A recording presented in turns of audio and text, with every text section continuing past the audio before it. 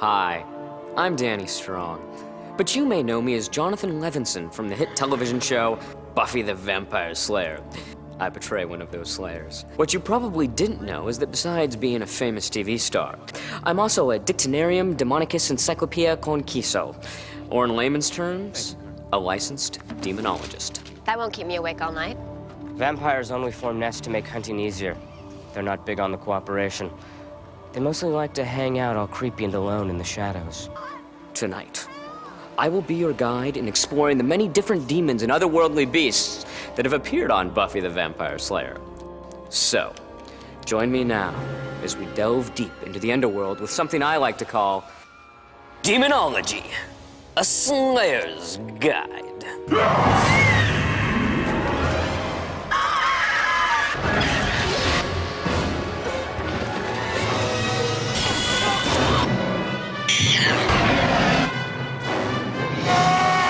If the demon has a real part to play, and we're very, very specific about exactly what that demon should be like.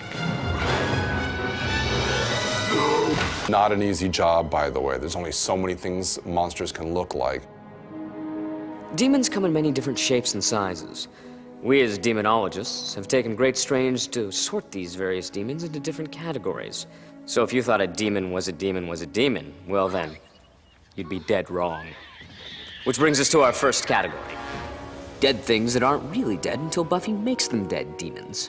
I live, you die.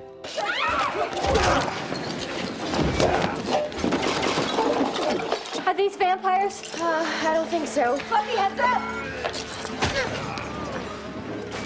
No. The zombies that we built for Dead Man's Party were actually recycled from a previous episode we'd done called the Zeppo, which was kind of a fun episode with, I think, 2 or 3 different storylines where I think Xander gets to actually kind of be a hero and save the day. It's in the boiler room. All right. Now I'm going to ask you this once. Okay, you better pray you get the answer. Okay. How do I defeat? I mean, a zombie's kind of a zombie anyway. It's not like it's a real distinctive design, like a particular demon with a certain pattern of scales or anything like that. Once you forget your old life and embrace your destiny as I have, you will know power you've never dreamed of. Adam, big guy, kind of sweet.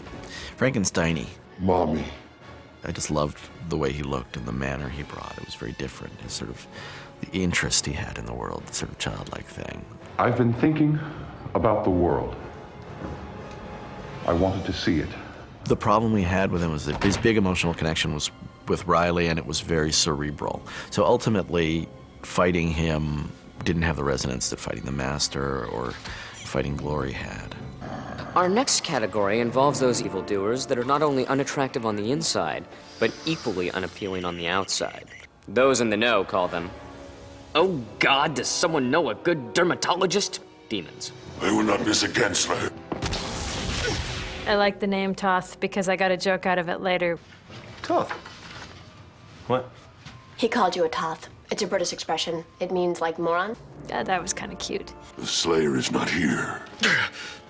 Rabbit's foot, no, wait. He looks like he's the correct surface of lava. If I remember correctly, I think that was something that was actually somewhat in the script, that there was this kind of idea that he was like this walking mass of lava. I know that we did the makeup and sculpted this kind of cracked, it's kind of like almost like some of the makeups that were done in the movie The Altered States, you know, where it was like this, you know, cool down lava and you see these big cracks forming. We did the old put the black light on him trick, which always looks really good. They use like the system called Wildfire, which is kind of commonly used for these black light effects. And the black light itself doesn't necessarily show up on normal skin, but if it has anything that has a reflective surface, like Scotch Light paint that we used, it kind of glows from within.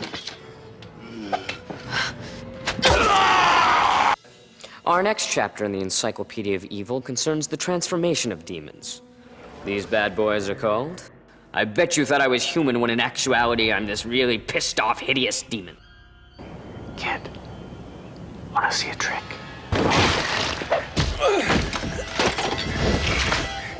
We wanted Doc to be really benevolent. We wanted for him to feel pretty cuddly, and Joel Grey sort of personifies that. He's just a really warm, really friendly person who really lets you in, and who I feel like you would trust.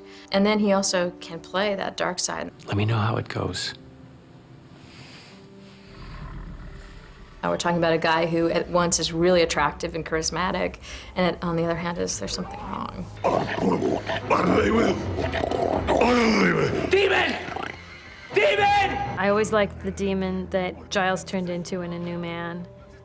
He wasn't quite as fearsome as he could have been, but I thought he looked very real.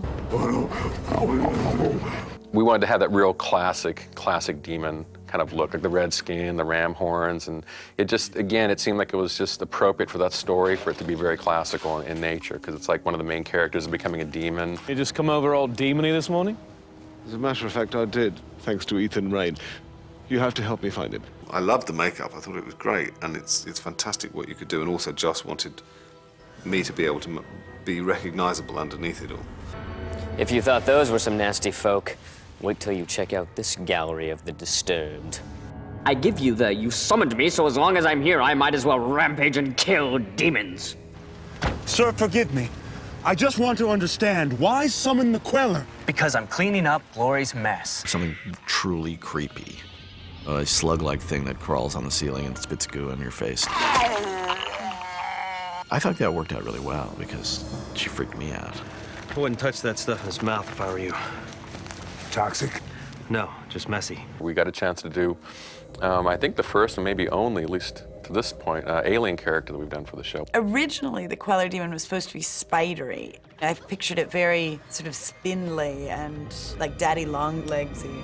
But of course, it's very hard to get an actor that, can fit in a spider costume. So it became more like a slug.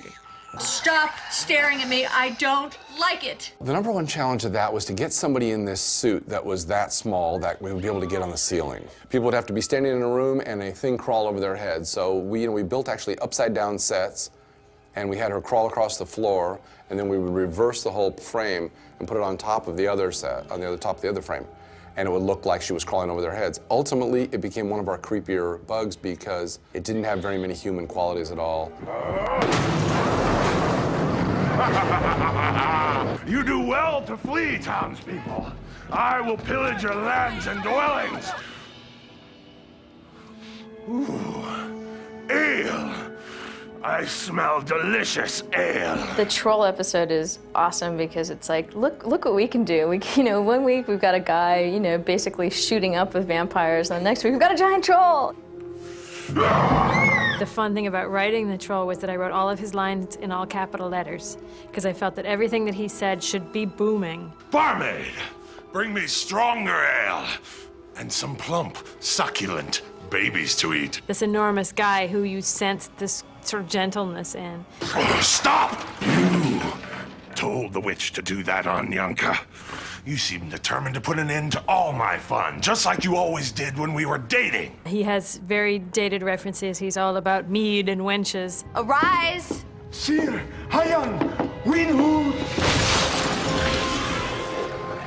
Snake Demon from Shadow, a CGI monster. I mean, when we had the mayor, he was on screen for like 6 seconds, cost us a bundle, and it looked okay. This snake guy, this was the new shop, and they really put it out. We said, give us a snake-like creature, and we've got a snake. He's amazing in the CGI version. In the live version, I felt like a little less snake, a little more monster would have been interesting. Also, he had his arms free, but he never moved them, so it just looked like they were fake. Ultimately, he got it done. He get the big scary, and he rises at dawn. It's a whole thing.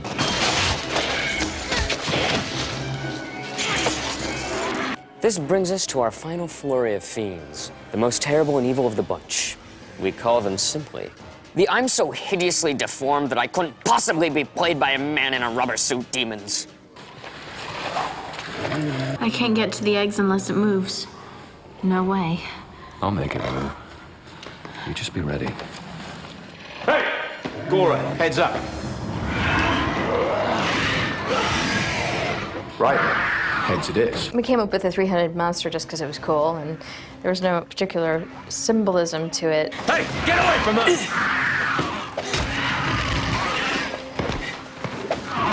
It was like a 10-foot-tall, three-headed demon. That in my mind, when I read the script, I was under the impression they were going to do this as a digital effect, which they've done in the past a few times with varying degrees of success. And To me, it seemed like this would have been better left that way. It should have probably been in a hydraulic actuated puppet, and we really didn't have the money or the time to do something like that. So it was all cable controlled and manually controlled inside, and I don't know that we really got the range of movement that we were looking for. Directing it was interesting because we discovered the day we got there that it could neither move forward nor backward. So we had to make it look really scary, even though people had to keep running up to it and throw rocks at it and stuff, and then run away. And like, we just used a lot of close-ups and stuff. It was a real director's lesson because I had an immobile monster, except for the heads, they could move. Well, I guess my work here is done. I hope you've learned a thing or two about identifying demons, because you never know when one might come knocking at your door. But if you ever do come face to face with one of these beasts, do what I do. Run like hell.